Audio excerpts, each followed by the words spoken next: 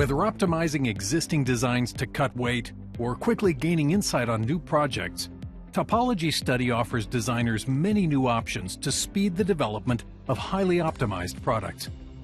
Many designs have constraints that go beyond stiffness and weight. Design failure from frequency response is a very common issue. Topology Study in SolidWorks Simulation 2019 includes a frequency constraint to ensure the resulting topology will meet your design's vibration requirements. Users can specify a single or multiple mode shapes and have options for frequency ranges to stay within or exclude. Additionally, users can apply a stress or factor of safety constraint to ensure the resulting topology will meet this design goal. Using the Compare Results tool, we can quickly visualize the topology differences from adding the 150 Hz minimum frequency constraint.